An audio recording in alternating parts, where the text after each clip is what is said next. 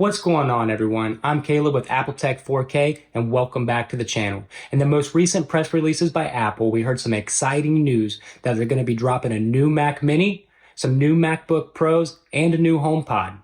In this video, I'm going to cover what all the new Mac Mini has to offer, the key differences between the M2 Mac Mini and the M2 Pro model, and give you some insight into the pricing model that Apple's laid out.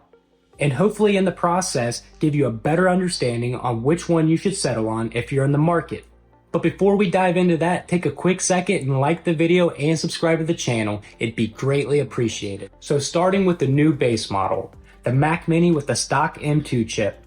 Aesthetically, not a whole lot has changed with either model, and it still has that old Mac Mini look as before, but there are some differences between the models with the physical ports. With the base model, you get a Gigabyte Ethernet port, 2 Thunderbolt 4 USB-C ports, 1 HDMI 2.0 port, 2 standard USB-A ports, and a headphone jack. Now on the inside, the base model comes stock with the M2 chip featuring an 8-core CPU, a 10-core GPU, 8 GB of unified memory, and 256 GB of SSD storage. All models across the board, no matter the chip, feature the 16-core Neural Engine processor. The price of this one was actually shocking to me as it's $100 cheaper than its predecessor with all of the great enhancements. In my opinion, it's perfectly priced at $599, giving you an enormous bang for your buck. And I really do have to give Apple a kudos on the price point on this one. It's going to allow so many others to enter the Mac space that haven't been able to get over the cost of entry price point before. This is just such a great value for what you're getting. And honestly, the specs on this one are going to be able to keep up and run every single applicable use that the majority of Mac users would have for it. It's not all sunshine and rainbows though. The price keeps going up and up with every performance upgrade you choose to add on. Just like in previous years, with the model you can add more memory, choosing from 16 or 24 gigabytes of memory for your additional $200 per 8 gigabytes. And the same thing for the storage, being able to add on in increments of 256 gigabytes up to a max of 2 terabytes at the extra price of $200 per 256 gigabytes.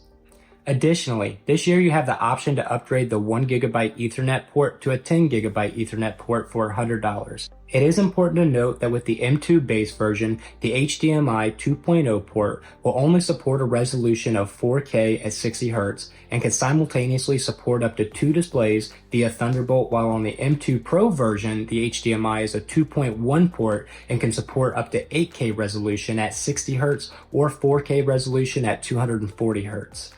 The M2 Pro model can also simultaneously support up to 3 external displays via a combination of Thunderbolt and HDMI.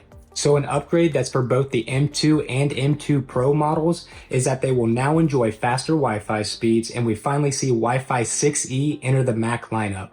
And from the outside looking in, the Mac Mini with the enhanced M2 Pro chip is very similar, giving you all the ports of the stock version plus 2 additional Thunderbolt 4 USB-C ports.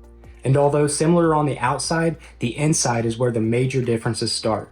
This year, for the first time ever, Apple is introducing a Pro Series chip to the Mac Mini lineup, which is going to be really nice for those of you who historically always push the base model chip to its limits. And you might be thinking to yourself, that's a little overkill. The price must be ridiculous. Well, yes and no. It's not as bad as I first expected it to be. For $1,200, the entry-level options for the M2 Pro version include an improved 10-core CPU while giving you a 16-core GPU. And they're giving you the option to upgrade to a 12-core CPU and a 19-core GPU for $300.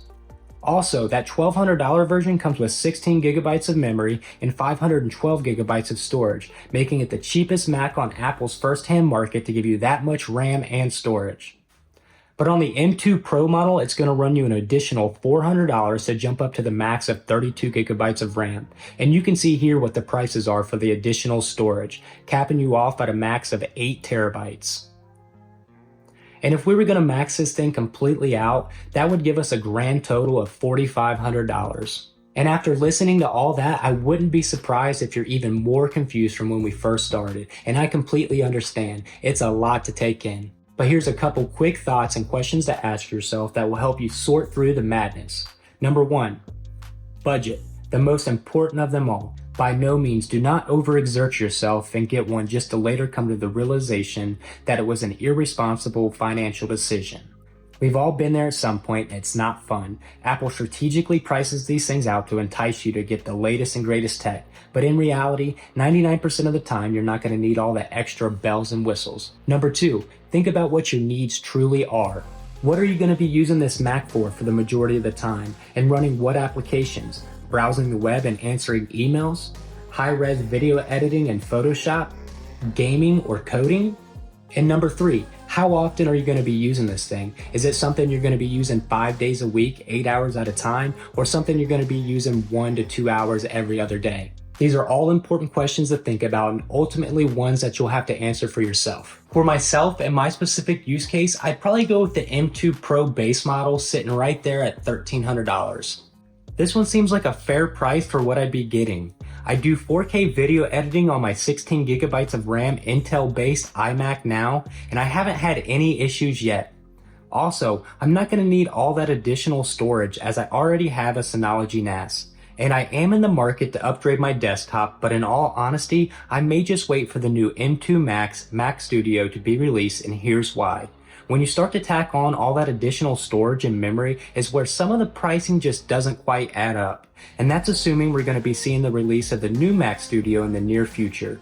For example, if you take this M2 Pro model and take it up to the 32 gigabytes of memory, it comes in at $2,000, which is also the same price with virtually the same specs as the M1 Max Mac Studio. And if I was a bet man, I'd say that it was safe to assume that when Apple releases the new M2 Mac Studio, that it's going to be at the same price point. Just something to think about. And if you do have plans on taking it up to the max memory, I'd either get the M1 Max Mac Studio or just wait for the new M2 Max version, as it's going to be the same price, while you'll also get the additional ports, including an SD card slot and a better cooling system. Anyways, I hope this gives you a better understanding of what the new Mac Minis are all about. Thanks for watching. See ya!